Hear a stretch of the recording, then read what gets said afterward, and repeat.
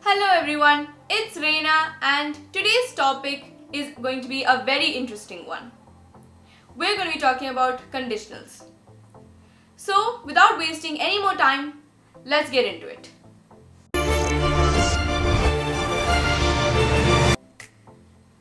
Now, conditionals is a grammar topic that mainly revolves around conditions and results. We use it mainly to talk about results that will happen a little later in the future or will not happen. So, before we actually attempt to understand conditionals, you need to understand clauses. In a sentence, you can usually separate it into two main parts, the main clause and the subordinate clause. Let's talk about both of them.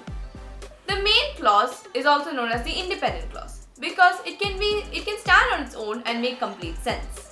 An example for this is an old house. On the flip side, the subordinate clause when on its own does not make any sense because it is dependent entirely on the main clause. An example for this is which belongs to Mrs. Jenny. An issue with the subordinate clause standing on its own is that it raises many questions and leaves many answers, blank.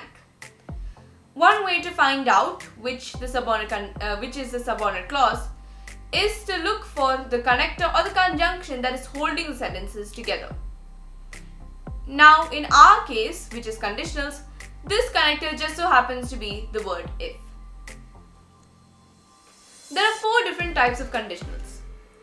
They all have different formations and different usages.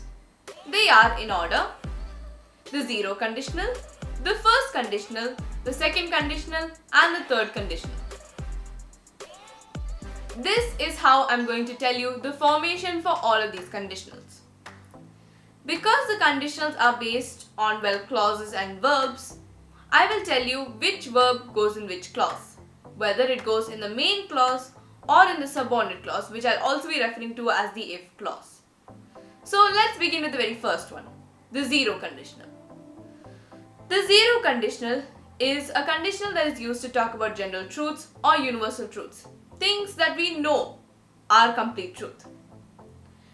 Now, one such example for this is, if we boil water, it evaporates, or if we freeze water, it turns to ice.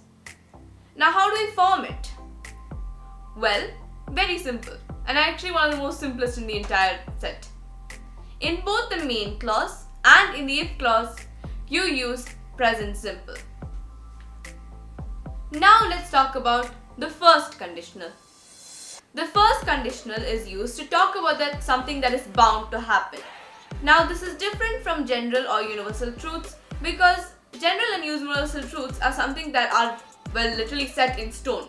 They're never going to change. However, things that are bound to happen may change by even the slightest chance. So, how do we form this? Well, in the if clause, like in the zero conditional, you will use the present simple. However, in the main clause, the formation will go something like this: subject plus will plus the verb in its infinitive form. What are a few examples for this? If it rains, I will bring an umbrella. A second example: if I leave now, I will reach in time.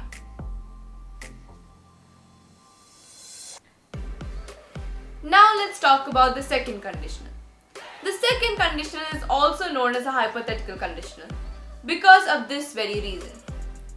The hypothetical conditional is used to talk about hypothetical situations, and we usually talk about results or conditions that will either never happen or is extremely unlikely. Now what's the formation for this?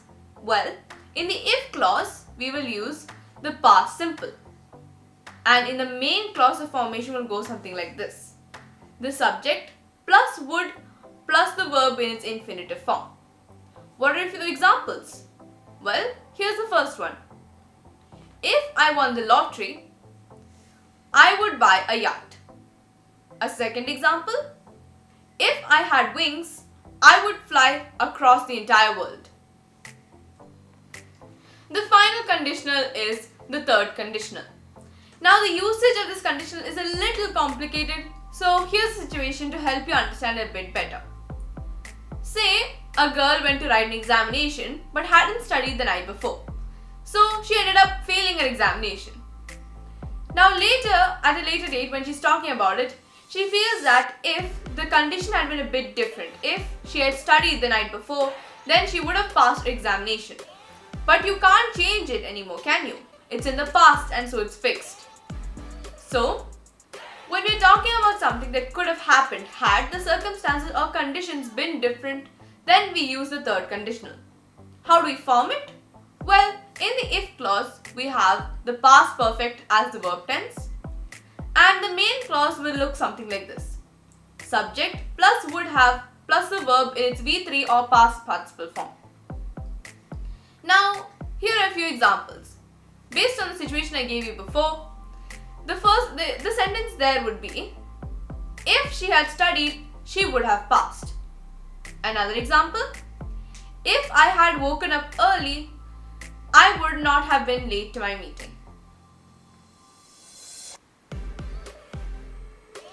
Now you might have noticed that in all the other examples I've given you before, the if clause or the subordinate clause came before the main clause.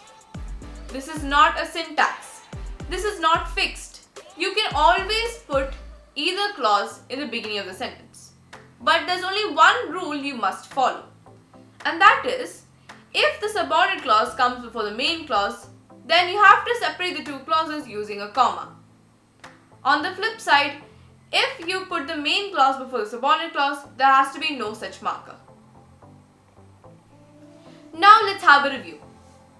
Conditionals are used to talk about results that will happen, may happen, will never happen, or could have happened.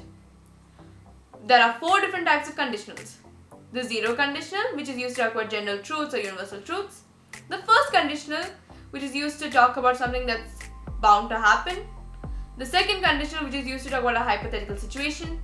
And the third conditional, which is used to talk about something that could have happened if the circumstances were a bit different. Now that's all for today. I hope you guys have enjoyed this video. And if you guys have any doubts or any other suggestions for future videos, you're more than welcome to put them down in the comments below. Thank you for watching. Bye.